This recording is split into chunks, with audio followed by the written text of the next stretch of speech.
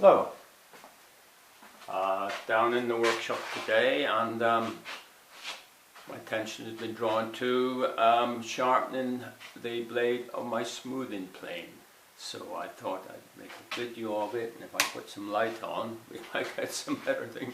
So I thought we'd make a video, or I'd make a video of it, and explain how I would do it, or roughly I make it slight difference to what I'm going to show you.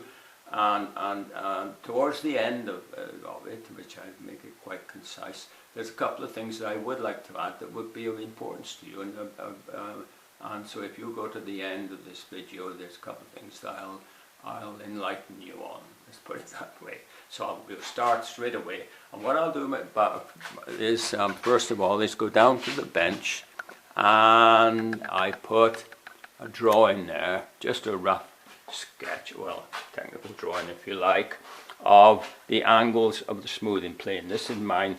It's the record number 2. I've had it a long while. It was made in the, I would say, in the 1950s. I haven't had it that long, but I've had it for probably most of its life. It's the number 4, and it's the standard record plane. And the angles that I'm going to show you is where the swarf comes off. When you cut in, the swarf comes up here, and also there's 2 other angles. And what they say on the blade, on the cap of here, it says that the sharpening angle is 25 degrees. So in order to hopefully make you understand that, what I'll do is put this my smoothing plane on top of those angles there, and that's 0. Where the swarf comes off or comes out, if it's put like that, is the rake angle. That's the rake angle where the swarf comes out, and that's 0. So that's 45 degrees, the rake angle of that. If you check the angle from there to there, that's 45 degrees. And what they want is the sharpening angle of 25 degrees. And here is the sharpening angle of 25 degrees, which brings us to there. And then what is left is the relief angle. So if you're on there like that, there's the relief angle there, and that relief angle is so that you're not rubbing the plane or the blade against the wood, but it's sharp, and you see that's the angle there. So that's enlarged, and that's 20 degrees, the relief angle, and there's the 25 degrees of the sharpening angle.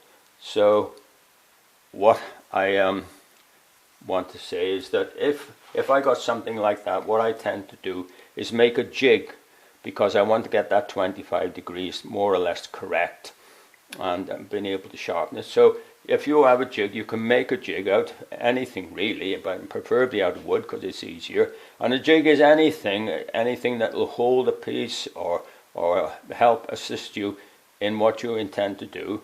And what I've done, I've cut a piece of wood a little bit less than the width of the, a bit less than 2 inches. It's 4.5 centimeters, so it just fits there, relieved in there.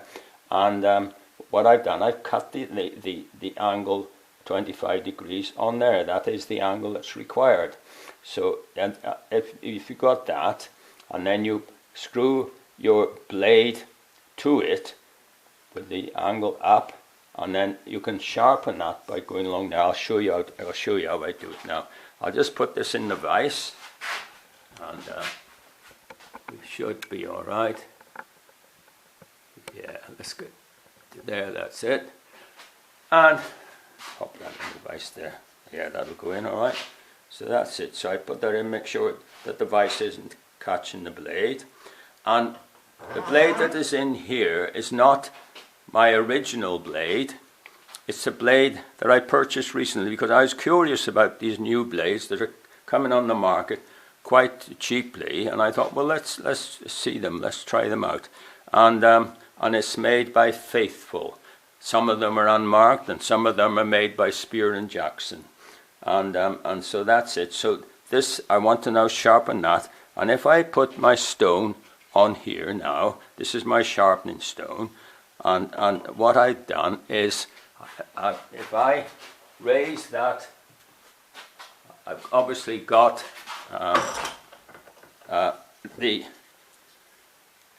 can move that up and down on there until when I put that on there, it just about touches the angle there, just about touches. So you know that when it just about touches, and you put it in the vise, then and you put the stone and you sharpen it on there, then you will get an angle on there of 25 degrees. And that's quite a nice way of doing it. There's another way, and I might tell you that other way that I use as well. So that's it, we've got that in there, that's okay. Now then, what we can do then, we know that's set at 25 degrees, so we've got our stone, we'll just rub that dirt off and put it on there, and if we go like that, and I've got it so this just a little bit low, but if we go like that and sharpen, then we can sharpen it at 25 degrees. And what you want to do is get it like that. I'll take you back a little bit because I might be a little bit too close. That's it. And hold your one hand there, and then you can press. This is doing that sort of motion, and that is doing that sort of motion. So it keeps it in tune with each other, and then you just go like that. As I say, this has been ground, so it's not quite touching it, or it might be touching just a little bit of the blade there, and that will sharpen like that. That is now on the coarse side, and that will be taking quite a bit of metal off, although it takes a long while. So I'll be able to advise you further on another thing you can do with regard to that, and then when you get down to what you want, and you want to make it a little bit finer because you want a nice finish, you can turn that over and you've got this side, and then you can do the same with that. Normally I use wet, I grind wet with water, but if you're doing it on wood like this, I'll just tap that up a bit because it's just touching there we are. If you're grinding on wood, what will happen if you've got water, the water will make the wood go onto the stone, and it's a bit of a nuisance. So it's okay to grind them dry like that, and just grind away like that. And then, as I say, I got that a little bit low. I could adjust it if you want to, but you can, it's obvious what you've got to do. And then you can do that like that, and you get that a little bit finer when you get a bit finer. And then if you want a really nice finish, I've got my files there, my sandpaper files, and it goes up from 240, 600,000, 2,300, and it goes go up to 1,000 to start, say, because you've been using the fine of the stone, but you want it finer still. And then you can put it on there, and then you can put that on there. And what I find is if you're doing that, this ought to be a little bit higher. It's just taking metal away, but you can just see it starting to put a finish on. And if you're using these, what all this is two pieces of wood that are made to the right size. So when you put the pieces that is 7 centimeters, that sandstone, the file, and then you turn it in, and you can just about put 3 screws. You put it in, tighten it, and you've got what I call a sandpaper file. I make them, and I don't know if there's anybody else or not, but they're very effective. And if you're doing that, and if you go at an angle one way like that, and if you look at after a while, you look and you can see that the lines of the strides, what I call the strides, are going that way, and you know that's all right. And then that's 1,000. You can go up to 2,000. Just go and get 2,000. And when you go up, you go the other way now, like that. That's touching somewhere. There's a little, oh, there's a knot in there. But yeah, you can use the side of the file, you see, and go that way. And then when you can see that the strides are now going that way, you know that you've gone far enough so you're not rubbing unnecessarily, because once you've got rid of the one line's the other, then that's all you need to do, and then you go up 3,000. You probably will do it much longer than me. I'm just showing you how I do it. And see how it's starting to shine. And then 7,000. Probably do about 20 or 30 strokes on each. And then you can see that that's going that way, and then do that way. And then you've got it at what they want, 25 degrees. It's not critical. I have ground them at 30 degrees, and there's no difference in the cutting action. This hasn't got the original blade in, as I said to you, because it's in the plane, and this is faithful. I bought it. I thought, let's see what these modern blades are like, because I'm a bit interested in what they're selling these days. And here's mine, and this got a very, now then that's been in quite some time. It's done a little bit of work, and it's not coming up to the point now. It's still working quite satisfactorily. But what I'll do, I'll get a piece of wood, put it in the bench, and we'll see how that's cutting. See. That's cutting. It's not the best wood in the world, this isn't, because just bring you back, and we'll give it a run and see.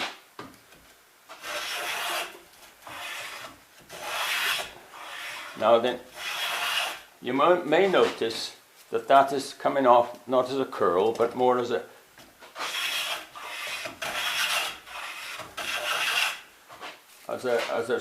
streak, normally it comes off in a tight curl.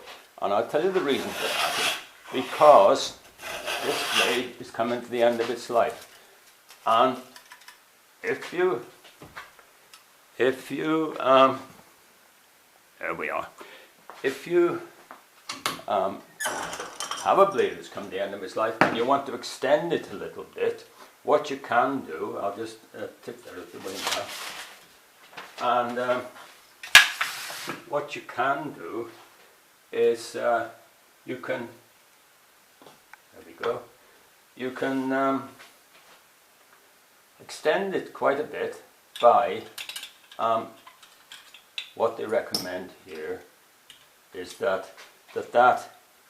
should be about 2 mil between the cap and the blade, and what you can do is extend it to about 3 or 4 mil, and I've extended that by another mil, and that gives you, because the adjuster here is working on the cap and not on the blade, so when you extend the blade a little bit, therefore the adjuster pushes it down, and it pushes it down further for you, so it makes the blade last longer. And you can do that up to a certain point, and it'll probably do for me, because I don't use the blade all that much, but that's the reason for that, and that's why that swarf is coming off not at a tight curl, because the curl, that chip curl if you like, is back, and that's the reason for that. And there. Now then, regarding to these new blades, as I say, I've got that on there. A little pointer here now is that I can grind this on the side of my grinder over there, and there I can grind it on the side of the wheel, because the grinder is running very true, and also I've had experience of grinding on the side of the wheel. Don't do it, because if your grinder has got any wobble or any vibration, it's dangerous, and you've got to use it on the periphery of the wheel, the outside edge. And what you can do is make a little jig like this, like I've done, and then you can make it out of wood. You don't have to make it like this, on there like that. And if you cut the point off at a little bit more than right angles, you can put the wood on there, then you can put that against the tool rest, and you've got adjusters here, and you can adjust it so that when it's pushing against the tool rest gently, and you push it along the tool rest, you can grind there quite satisfactorily and quite safely, because you're grinding on the periphery of the wheel, which is the outside edge, and that's a little bit less dangerous. Than all rotating machinery is dangerous, and you've got to accept that there's a certain error, and you've got to work within your limits. And as I say, that way you can rough grind it, and you've got that, and you can have an adjustment. And if you cut it roughly like that, it doesn't have to be this shape for that. And so you have two jigs, and when you want to grind the periphery, and the other to put the right angle on it. So that's it. Now, and with regard to these new blades, I bought one just out of curiosity, and to be quite honest, I'm frankly very disappointed in them, because they are, put mildly, total rubbish. Total rubbish. I mean, I've tried various ways to get this angle to cut, and it breaks down. There's a reason for this, and it is there in plain sight, or it isn't there in plain sight, because if you buy the old blades, let's take that, this is my old, let's take that out and I'll show you. But if you buy the old blades, it'll either have a name on it that is reputable, or it will say on it what sort of steel it is. Now then, it's got in here, and it's very faint because this is a very old blade. It's got Stanley, made in England. Now then, Stanley made reputable blades, and this has been perfectly satisfactory. And other blades with similar age will have the manufacturer's name, and they will usually have also something like crucible steel and tungsten steel. Now, what do they mean by crucible steel and tungsten steel? And I tell you what it is that these blades have got a lot of work to do, and the steel on its own, no matter how hard you make it, isn't good enough, because they break down. And so what the old boys done in the 1930s and 1940s, they made crucible steel. Now, crucible steel is steel made in a crucible, which means that they've made steel, and then they put some of the steel into a smaller furnace, which is made of a special kind of clay. It looks like a big pot, and then they heat it again. The crucible, the steel might be something like approaching 2,000 degrees or something like that. But they then heat it up, and they get it about 2,000 degrees, much in excess of the normal steel. And then what they do then is they put a bar of, this is as far as I know, of tungsten in it. You can put vanadium or tungsten, and then tungsten won't mix with, tungsten is the hardest metal there is, but it's very brittle, and so what they do is they put a bar of tungsten in with the steel, and they leave it in, and they just let it cook, and tungsten won't go into the steel very readily, but if you leave it in there, it sort of seeps into the steel. It's the hardest steel, but very brittle. But if it's sintered in, or I think that's the right word, then it soaks into the steel and goes into the grains of the steel. Just goes into it, and after a while, then they take it out, and then they cast it into their directly into their make the blades. That's a very complicated process and quite expensive. But nowadays, what I'm coming to the conclusion, they don't put tungsten in these steels. It's not tungsten steel, it's just steel. And they are, to my mind, rubbish. I did go to trouble I rang Spear and Jackson They're a British firm, but it's been taken over, I think now, I think by an Indian company. I'm not quite sure, or by a company from somewhere. But they're not true Spear and Jackson anymore, but they keep the name. And they sell them as Spear and Jackson blades. So I rang them and I said, no I didn't, I emailed them. I sent an email and I said, because you can get their email address quite easily up there thing and they invite comments. And I said, can you tell me, is your smoothing plane blades made of steel or tungsten steel?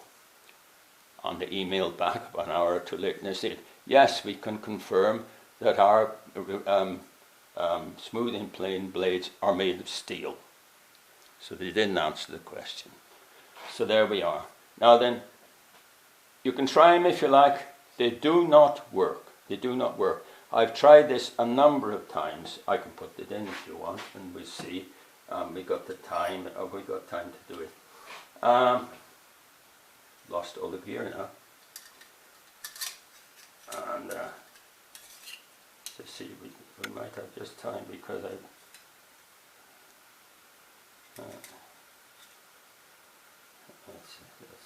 just put that in there like that.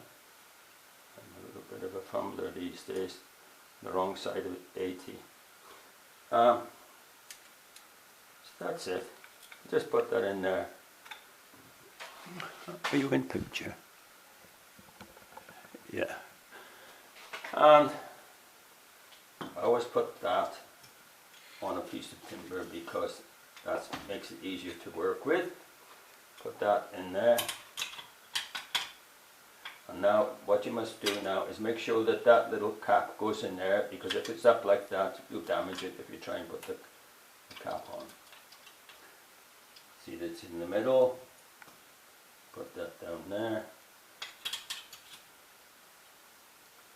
I don't know how it'll work, but it might work very well, I don't know. And that's it. So now all we've got to do is adjust that. Now then, it's too far forward. You can adjust this, the rolling pressure on there by turning that slightly if you want to take a little bit off. But I think this is just about right. So you can just about turn that with your thumb, and that's right. Now then, that's gone down out of sight, so I can bring it back up. Let's have a look. Usually takes longer than you think.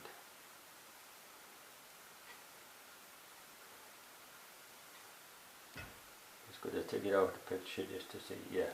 So that's roughly right. Where's the piece of timber I had?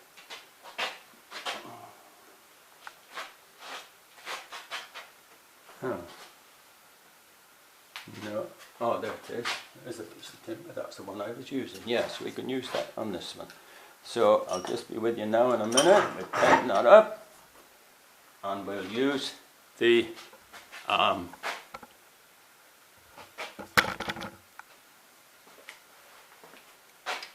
modern blade, if you like, made by Faithful.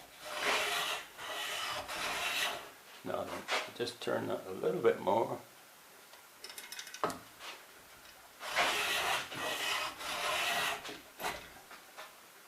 This, yeah, we're in picture, yeah. So there we are. So now then, it's just starting to cut. I'll just increase it a little bit. This was sharpened not so very long ago. You can see the difference. This is what happens. Now then, if you're getting this problem, it's not your fault, because I've tried and tried with this blade and it doesn't work. It just chibbles away. It's not made of tungsten steel, it's made of steel. You can ask Faithful that they're made of tungsten steel or steel, and you may get a reply from them, as I did from the other manufacturer, and they said we can confirm it's made of steel. It is made of steel, it's not made of tungsten steel, and they're not worth having. If you want to get one, what I recommend is that you go on eBay and you look out for the old blades. Look out for the length, ask for the length, and make sure it's, I forget what the size is, about 7 inches long, total length. Would be the minimum, or something like that. and buy them. There was just 2 days ago, a plane went on eBay. It was made in the 1950s, a record, the same as this exactly, and it sold for £25, I think. I think it was a good buy, mainly because it's got the old blade in it. Now, them blades are going to become rarer, and if you want to look out for one of those, and I'm sure that bit of information will be of benefit to you. So put that on eBay and see how it goes. Okay, bye bye.